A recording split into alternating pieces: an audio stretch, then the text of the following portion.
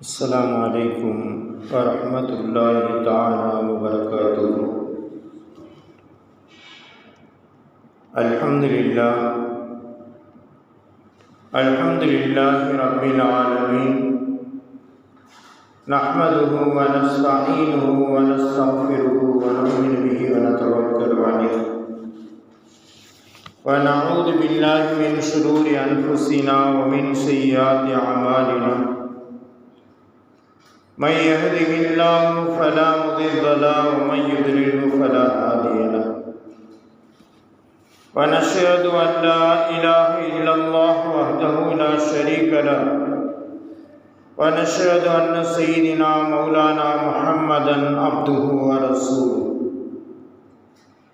اللهم طب القلوب ودوائها وعافية الأبدان وشفائها ونور الأبصار وضيائها وعلى آله وصحبه وسلم. أما بعد، فقد قال الله تعالى في القرآن العظيم والفرقان المجيد: فأعوذ بالله من الشيطان الرجيم، بسم الله الرحمن الرحيم. واضرب لهم مثلا أصحاب القرية إذ جاءها المرسلون إذ أرسلنا إليهم اثنين فكذبوهما فعززنا بثالث فقالوا إنا إليكم لمرسلون. صدق الله مولانا العلي العليم. அளவற்ற அருளாளனும் நிகரற்ற அன்புடையவனுமாகிய எல்லா புகழுக்கும் ஒரு உரிமையும் வாய்ந்தவனுமான எல்லாம் வல்ல அல்லாஹு ஜல்லஷானஹு தஆலாவை போற்றி புகழ்ந்து, இவ்வுலகத்திற்கு அருட்கொடையாக வந்துவிட்ட எம்பெருமானார் ரசூலே கரீம் ஸல்லல்லாஹு அலைஹி வஸல்லம் அவர்களின் மீதும், அன்னாரின் அடிச்சுவடுகளை அப்படியே பின்பற்றி வாழ்ந்த உத்தம சத்திய சஹாபாக்கள், தாபீன்கள், தபா தாபீன்கள், மேலும் குறிப்பாக இங்கு அமர்ந்திருக்கக்கூடிய நம் அனைவர்கள் மீதும், நம்முடைய குடும்பத்தார்கள் மீதும், நம்முடைய மனைவி மக்களின் மீதும் என்றென்றும் அல்லாஹுடைய சாந்தியும் சமாதானமும் நிலவட்டுமாக. ஆமீன். அல்லாஹு ஜல்லஷானஹு தஆலா இந்த ரமலான் மாதத்தினுடைய பொருட்டினால் நம்முடைய அத்துணை பாவங்களையும் மன்னித்து நம் அனைவர்களையும் நரகத்தை விட்டும் விடுதலையாக்கி சுவர்க்கத்திற்கு தகுதியானவர்களாக ஆக்கி நம் அனைவர்களும் லைலத்துல் கத்ருடைய இரவை அடைந்து கொள்ளக்கூடிய நசீபையும் நமக்கு தந்தருள்வானாக என்ற துஆவோடு, அல்லாஹு ஜல்லஷானஹு தஆலாவினுடைய மிகப்பெரிய ஒரு சிறப்பு பொருந்திய நாள்தான் ஜும்மாவுடைய தினம். நாம் சாதாரண நாட்களிலே எப்படி வாழ்கின்றோமோ அதுபோன்று இந்த நாட்களில் நம்மை வாழச் சொல்லவில்லை. எப்பொழுது ஜும்மாவுடைய தினத்தன்று பாங்கு சொல்லப்பட்டு விட்டதோ அதோடு நீங்கள் வியாபாரத்தை விட்டுவிடுங்கள், உங்களுடைய அத்தனை வேலைகளையும் நிறுத்திவிடுங்கள், நீங்கள் அல்லாஹுவை வணங்குவதற்காக தயாராகி விடுங்கள் என்பதையே அல்லாஹ் ஒவ்வொரு வெள்ளிக்கிழமையும் இதே செய்தியை நமக்கு உணர்த்தி கொண்டே இருக்குகின்றார். அதிலே ஒரு சிலர்கள் கடைபிடிக்குகின்றார்கள், ஒரு சிலர்கள் எப்பொழுதுமே என்னுடைய நேரம் இதுதான் என்பதை போன்று அவர்கள் வருகை தரக்கூடிய நிலைமையை பார்க்குகின்ற பொழுது, இந்த ரமலானுடைய மாதத்திலும் இவர்கள் இப்படி இருக்குகின்றார்களே, இவர்களுக்கு எப்பொழுதுதான் அல்லாஹு தாலா நேர்வழியை காட்டப் போகின்றான் என்ற அந்த உள்ளத்தில் உண்டான கஷ்டத்தை நம்மால் வெளிப்படுத்த இந்த நேரம்தான் பொருத்தமாக இருக்கும் என்பதை நான் நினைத்து வெளியிடுகின்றேன். அல்லாஹு ஜல்லஷானஹு தஆலா அல் குர்ஆன் ஷரீஃபின் மூலம் ஏராளமான வரலாற்று கீதங்களை, அதன் மூலமாக நமக்கு படிப்பினைகளையும், எந்த ஒரு வேதமும் தந்திராத அல் குர்ஆன் ஷரீஃபின் மூலம் பலவிதமான நமக்கு வரலாற்றையும் அதன் மூலமாக படிப்பினையும் நமக்கு அல்லாஹ் தஆலா தந்திருக்கின்றார். அந்த அடிப்படையில் அல் குர்ஆன் ஷரீஃப் இந்த உலகத்தில் உண்டான அத்தனை பேர்களுக்கும் வழிகாட்டியாக திகழ்ந்து கொண்டிருக்கின்றது. 114 சூறாக்களை கொண்டுள்ள இந்த அல் குர்ஆன், அதிலே ஒரு சூறாவை மட்டும் குர்ஆனுடைய இதயம் என்பதாக நபி பெருமானார் ஸல்லல்லாஹு அலைஹி வஸல்லம் அவர்கள் கூறியிருக்கக்கூடிய அந்த செய்தியின் மூலம் நம்மால் விளங்கிக் கொள்ள முடிகின்றது. ஏன் அவர்களே குர்ஆனுடைய இதயம் என்பதாக சூரா யாசீனை கூறினார்கள் என்பதாக நாம் பார்க்கின்ற பொழுது, அதிலே அல்லாஹு ஜல்லஷானஹு தஆலாவிற்காக அவர்களால் அனுப்பப்பட்ட, அல்லாஹுவால் அனுப்பப்பட்ட தூதுவருக்கு உதவி செய்த ஒரு மனிதரை பற்றி அல்லாஹு தஆலா சிறப்புப்படுத்தி கூறுகின்றார். மேலும் அதிலே கபருடைய வேதனைகள் என்ன இருக்குகின்றன, மக்கள் எதிலிருந்தெல்லாம் படிப்பினை பெற வேண்டும் என்பதை பற்றியெல்லாம் அந்த யாசீன் சூறாவிலே தெளிவாக கூறி காட்டுகின்றான்.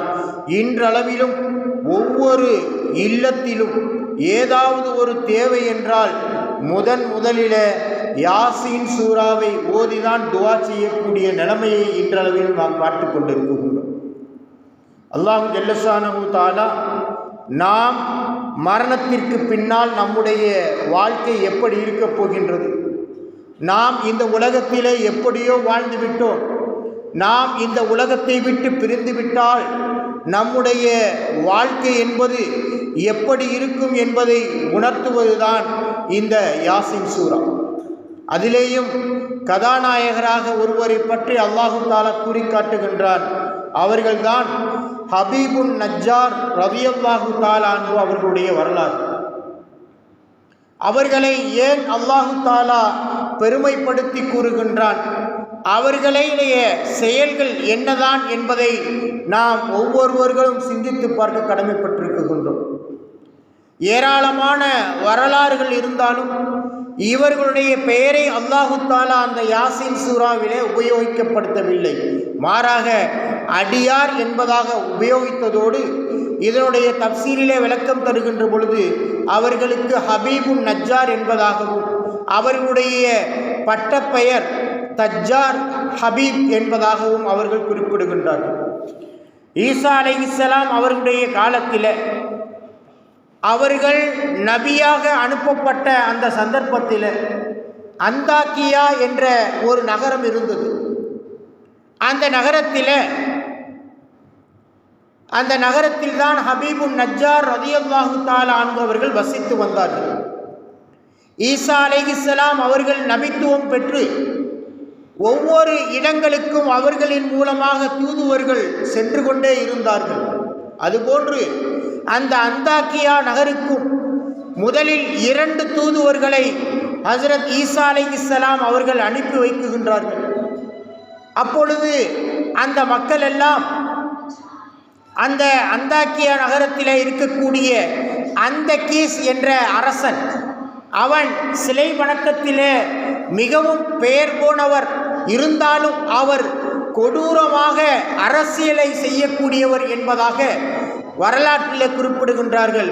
அவர் எப்படி என்றால், எப்படி ஃபிரௌன் இந்த உலகத்தை ஆட்சி செய்தானோ அதைவிட மிகவும் கொடுமையானவர்களாக அந்த கீஸ் என்ற அந்த மன்னர் இருந்தார் என்பதாக வரலாற்றில் குறிப்பிடுகின்றார்கள். ஆக இந்த அந்தக்கியா நகரத்தை கிபி 4ஆம் நூற்றாண்டில் மகா அலெக்சாண்டரனுடைய தளபதிகளில் ஒருவரான முதலாம் தெலுக்கஸ் நிக்கோட்டர் என்பவரால் இந்த நகரம் கண்டுபிடிக்கப்பட்டது. ஒவ்வொரு முறையும் இந்த அந்தாக்கியா நகரத்திலே அல்லாஹு தஆலா சமுதாயத்தை உருவாக்குவதும், அவர்கள் நபிமார்களுடைய சொல்லை ஏற்காமல் போவதும், நபிமார்களை அவர்கள் துன்புறுத்துவதும், நபிமார்களை கொலை செய்வதும் இப்படியாக இருந்ததின் காரணமாக அவர்களை அழித்து அழித்து அழித்து பல முறைகள் அழித்து அவர்களை அந்த இடத்திலே உருவாக்கினான் என்பதாக வரலாற்றிலே குறிப்பிடுகின்றார்கள். ஆக ஒரே இனமாக அவர்கள் அந்த இடத்திலே வாழ்ந்து கொண்டிருக்கவில்லை, அவர்கள் அழிக்கப்பட்டு வேறொரு இனமாக தோன்றிக்கொண்டே இருந்தார்கள் என்பதாக வரலாற்றில் குறிப்பிடுகின்றார்கள். அப்படிப்பட்ட அந்த நிலைமையில் ஈசா அலைஹிஸ்ஸலாம் அவர்களால் அனுப்பப்பட்ட அந்த 2 தூதுவர் அந்தாக்கியா நகருக்குள்ளே வருகின்றார்கள். வந்து ஹபீபுன் நஜ்ஜார் அவரை முதலிலே பார்க்குகின்றார்கள். அவரிடத்திலே நாங்கள் அல்லாஹ்வுடைய தூதரனுடைய தூதராக நாங்கள் வந்திருக்குகின்றோம், அவர்களுக்கு அல்லாஹு தஆலா நபி பட்டத்தை கொடுத்திருக்குகின்றான், அவர்களின் மூலமாக இஸ்லாம் பரவுவதை அல்லாஹ் விரும்புகின்றான் என்பதை கூறி அவர்களுக்கென்று ஒரு தனித்துவமான சக்தியை அல்லாஹு தஆலா கொடுத்திருக்குகின்றான் என்பதாக கூறுகின்ற பொழுது, இவர்கள் ஹபீபுன் நஜ்ஜார் ரலியல்லாஹு தஆலா அன்ஹு அவர்கள் என்ன அத்தாட்சி என்பதாக கேட்குகின்றார்கள். அந்த நேரத்தில் அவர்கள் வெண்குஷ்டத்தை சீராக்குவார்கள், இறந்தவர்களை உயிர்ப்பிக்க வைப்பார்கள், யாராவது பைத்தியத்திலோ சூனியத்திலோ இருந்தால் அவர்களை நிவாரணம் செய்வார்கள் என்பதாக சொல்கின்ற பொழுது, என்னிடத்திலே ஒரு புத்தி சுவாதீனம் இல்லாத ஒரு மகன் இருக்குகின்றார், நீங்கள் அத்தாட்சி உண்மையாக இருக்குமேயானால் இதை நீங்கள் சரிபடுத்துங்கள் என்பதாக கூறுகின்ற பொழுது, அங்கு வந்த அந்த தூதுவர்கள் இருவர்களும் சேர்ந்து அவர்களுடைய மகனை தன்னுடைய கரங்களால் தடவுகின்றார்கள். அவர் குணம் பற்றி எழுகின்றார். உடனே ஹபீபுன் நஜ்ஜார் ரலியல்லாஹு தஆலா அன்ஹு அவர்கள் ஈமான் கொண்டதாக வரலாற்றில் குறிப்பிடுகின்றார். இதோடு மட்டுமல்லாமல் அவர்களை அந்த நகருக்குள்ளே அழைத்து செல்கின்றார். இதுதான் எங்களுடைய நகரம், அந்தாக்கியா நகரம், இதில் வாழக்கூடிய மக்கள் இத்தனை பேர்கள், இவர்களிடத்தில் நீங்கள் இஸ்லாத்தை எடுத்துரையுங்கள் என்பதாக அவர்களுக்கு போதிக்குகின்ற பொழுது அவர்கள் இஸ்லாத்தை எடுத்துரைக்குகின்றார்கள். அந்த நேரத்திலே அங்கே இருக்கக்கூடிய அந்த மக்கள் அவர்களை கல்லால் அடிக்குகின்றார்கள். அவர்களை எந்த அளவிற்கென்றால் மிகவும் கொடுமைப்படுத்தி அந்த நேரத்தில் இருக்கக்கூடிய அரசன் அந்தக்கிஸ் என்பவரிடத்தில் அழைத்து சென்று இவர்களை சிறைபிடிக்கப்படுகின்றது. சிறைபிடிக்கப்பட்ட உடனே அவர்களால் எந்தவித செய்தியும் செய்யாமல் போய்விடுகின்றது. ஹஜ்ரத் ஈசா அலைஹிஸ்ஸலாம் அவர்கள் மூன்றாவதாக ஒரு நபரை அனுப்புகின்றார்கள். அவர்கள் அந்த இடத்திற்கு வருகின்றார்கள். அந்த இடத்திற்கு வருகின்ற பொழுது அவருடைய பெயர் ஷமூன் இப்னு அஸ்-ஸஃபா என்பவர்.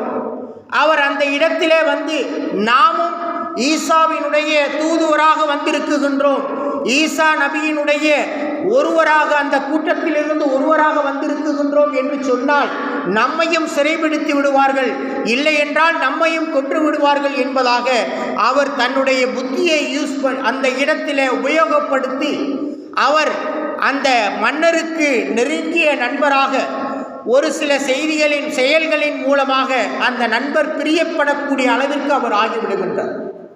இறுதியாக அந்த நேரத்தில் அந்த சிறைபிடிக்கப்பட்ட மனிதர் அவர்கள் அங்கே இருந்து கொண்டிருக்கின்றார்கள். அவர்களை சென்று ஷமூன் என்பவர் பார்க்குகின்றார். நானும் ஈசாவினுடைய தூதராகத்தான் வந்திருக்குகின்றேன் என்பதை அவர்களுக்கு கூறுகின்றார். அவர்கள் சந்தோஷப்படுவதன் மூலமாக, நீங்கள் உங்களின் மூலமாகவாவது இந்த மக்களை நேரான வழியில் நடத்துங்கள் என்பதாக அவர்கள் கூறுகின்றார்கள். அந்த நேரத்தில் அந்த அந்தக்கீஸ் நகரத்தினுடைய ஒரு குழந்தை இறந்துவிட்டது. அந்த இறந்த குழந்தையை உயிர் வைக்கக்கூடிய சக்தியையும் ஹஜ்ரத் ஈசா அலைஹிஸ்ஸலாம் அவர்களுக்கு அல்லாஹு தஆலா கொடுத்தான் அல்லவா, அதுபோன்று அந்த மன்னர் ஷமூன் என்பவரிடத்தில் இந்த குழந்தை எப்படியாவது உயிர் பெற வேண்டும் என்பதை கூறுகின்றார். அதுபோன்று அந்த 2 பேர்களை நீங்கள் அழைத்து வந்தால் அதுபோன்று இந்த குழந்தையை உயிர் பெறச் செய்து விடலாம் என்பதாக அந்த அந்தக்கீஸ் மன்னரிடத்தில் கூறுகின்ற பொழுது அவர்கள் இருவர்களையும் சிறையிலிருந்து அழைத்து வரப்படுகின்றது. அழைத்து வந்த உடனே அவர்கள் அந்த குழந்தையை உயிரோடு எழுப்புகின்றார்கள். எழுப்பிய உடனே அந்த குழந்தை பேசுகின்றது. 3 பேர்கள் உங்களிடத்தில் அல்லாஹ்வினுடைய தூதரிடத்தில் இருந்து வந்திருக்கின்றார்கள், அவர்கள் சொல்வது உண்மை, நீங்கள் அவர்களை ஏற்றுக்கொள்ளுங்கள் என்பதாக அந்த குழந்தை சொல்லிவிட்டு தன்னுடைய உயிரை விட்டு விடுகின்றது. அந்த நேரத்தில் 3ஆவதாக நபர் யார் என்பதாக அவர்கள் சிந்திக்குகின்றார்கள். அப்பொழுதுதான் அந்த குழந்தை கூறிய அந்த செய்தி ஞாபகத்துக்கு வருகின்றது. நம்மோடு நட்பாக பழகிய இந்த ஷமூன் என்பவர்தான் 3ஆவதாக தூதர் என்பதை அந்த மன்னரும் அந்த ஊருடைய மக்களும் அறிந்து கொள்கின்றார்கள். ஆனால் அந்த 3 பேருடைய நற்செயல்களை பார்த்த அந்த அந்தக்கீஸ் மன்னர் இவர்களுடைய செயல் நன்றாகவே இருக்குகின்றது, இவர்கள் சொல்லக்கூடிய சொல் உண்மைதான் என்பதை அந்த மன்னர் நம்புகின்றார். ஆனால் அங்கு இருக்கக்கூடிய மக்கள் நம்பவில்லை. அவர்களை மிகவும் கொடுமைப்படுத்துகின்றார்கள். அவர்கள் கொடுமைப்படுத்துகின்ற நேரத்தில் ஹபீபுன் நஜ்ஜார் ரலியல்லாஹு தஆலா அன்ஹு அவர்கள் ஓடோடி வருகின்றார்கள். வந்து இவர்கள் கூறுவது உண்மைதான், நீங்கள் இவர்களை ஏற்றுக்கொள்ளுங்கள், இவர்களை ஏற்றுக்கொண்டு விட்டால் நீங்கள் நேர்வழி பெற்று விடுவீர்கள் என்பதாக அந்த நேரத்தில் கூறுகின்ற பொழுது ஹபீபுன் நஜ்ஜாரையும் அவர்கள் அடித்து அந்த இடத்திலே கொலை செய்து விடுகின்றார்கள். கொலை செய்த உடனே அவர் அல்லாஹ்விடத்தில் சொர்க்கத்தை அல்லாஹு தாலா அவருக்கு பரிசாக அளிக்குகின்றான். அந்த நேரத்தில் அவர் நினைக்குகின்றார், இவை அனைத்தும் அந்த யாசின் சூராவிலே சொல்லப்பட்ட செய்தியை தான் உங்களுக்கு நான் விவரமாக சொல்லி காட்டுகின்றேன்.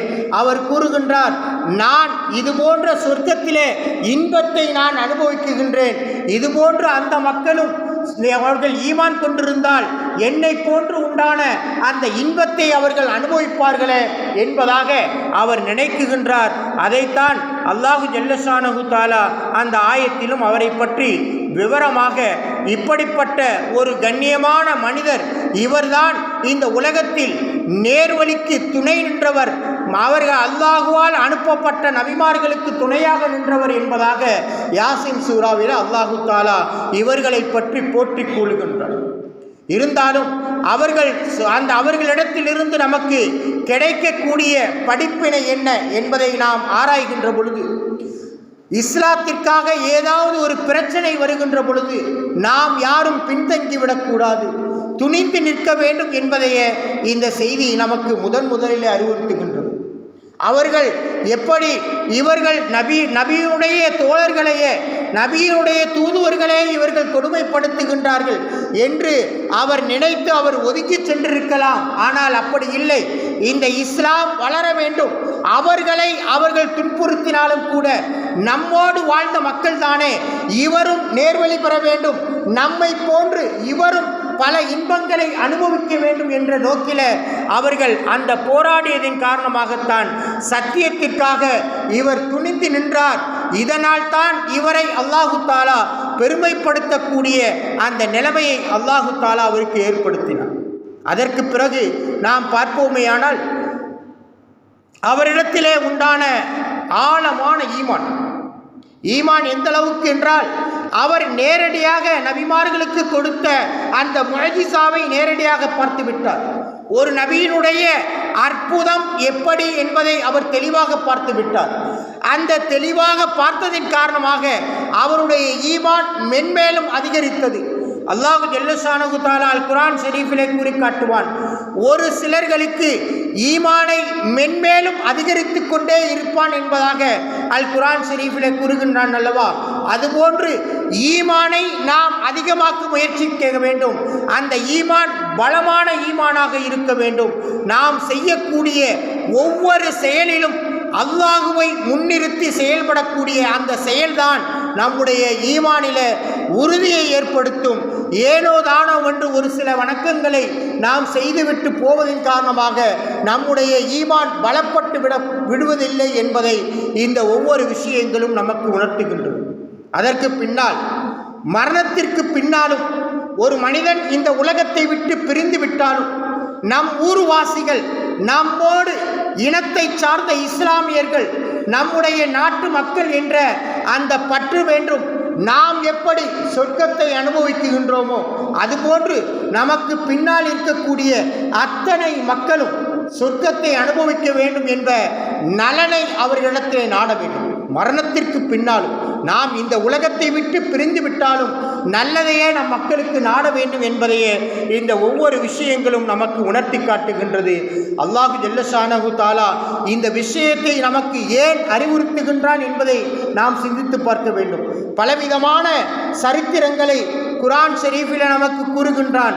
அந்த சரித்திரங்களை நாம் ஆர்வத்தோடு கேட்குகின்றோம். நம்முடைய உள்ளத்திலும் ஒரு சிலவைகள் பதிகின்றன, ஒரு சிலவைகள் நம்மை விட்டு தூரமாகி விடுகின்றன. நமக்கு தேவையானதை நாம் எடுத்துக்கொள்கின்றோம், நமக்கு தேவை இல்லை என்பதாக நினைத்து ஒரு சிலதை விட்டு விடுகின்றோம். அப்படி அல்ல, குர்ஆன் கூறக்கூடிய ஒவ்வொரு விஷயங்களும் நம்முடைய உள்ளத்தை புதுமைப்படுத்தி கொண்டே இருக்கும், நம்முடைய ஈமானை அதிகரித்து கொண்டே இருக்கும். நாம் அல்லாஹ் சொல்லக்கூடிய ஒவ்வொரு சொல்லும் நம்முடைய ஈமானுக்கு உரமாக அமைந்து நம்முடைய ஈமான் வளர வேண்டும் என்பதைத்தான் அல்லாஹ் விரும்புகின்றான். அப்படிப்பட்ட ஒரு நல்ல மக்களாக நம்முடைய வாழ்க்கையை அமைத்துக் கொள்ள வேண்டும். இன்று நாம் இறுதி பத்தியினுடைய கடைசி தருவாயில இருக்குகின்றோம். இன்ஷா அல்லாஹ் இது கடைசி ஜும்மாவாகவும் இருக்கலாம். அப்படி இல்லை என்றால் இன்னும் ஒரு ஜும்மாவையும் நாம் அடையலாம். அல்லாஹு ஜல்லஷானஹு தஆலா நமக்கு கொடுத்திருக்கக்கூடிய இன்னும் ஒரு சில நாட்கள் தான். இந்த ஒரு சில நாட்களில் நாம் செய்யக்கூடிய அமல் ஒரே ஒரு நாளில் 83 வருடத்திற்கு வணங்கிய அந்த வாழ்க்கையினுடைய தரத்தை பெற வேண்டுமானால் நாம் 27 மட்டும் விழுந்து விழுந்து வழங்கினால் மட்டும் போதாது. ஒவ்வொரு ஒற்றைப்படையான இரவுகளிலும் நாம் லைலத்துல் கத்ருடைய இரவை தேட வேண்டும். அதிலே தேடினால்தான் நாம் நிச்சயமாக அந்த லைலத்துல் கத்ருடைய இரவை நாம் அடைந்து கொள்ள முடியும் என்பதை ஹஸ்ரத் பெருமானார் ஸல்லல்லாஹு அலைஹி வஸல்லம் அவர்கள் கூறக்கூடிய ஒவ்வொரு செய்தியிலிருந்தும் நம்மால் விளங்கிக் கொள்ள முடிகின்றது. பல பேர்கள் இந்த மாதத்தையும் மற்ற மாதங்களைப் போன்று வாழ்க்கையிலே கழித்து கொண்டிருக்கின்றார்கள்.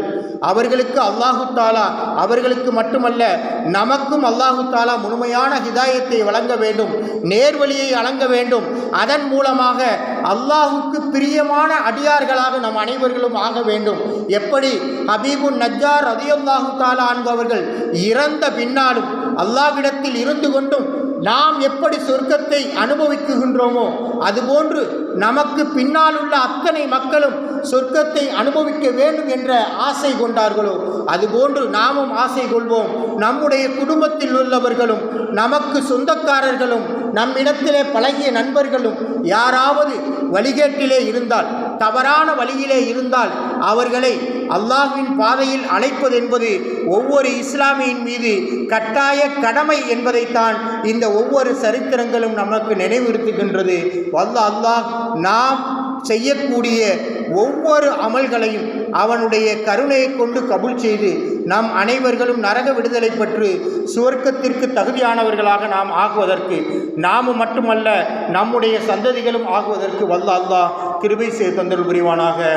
ஆமீன் ஆமீன் யா ரப்பல் ஆலமீன். வாஹிரு தாவானா அனில் ஹம்துலில்லாஹி ரப்பில் ஆலமீன். அஸ்ஸலாமு அலைக்கும் வரஹ்மத்துல்லாஹி தஆலா வபரகாத்துஹு.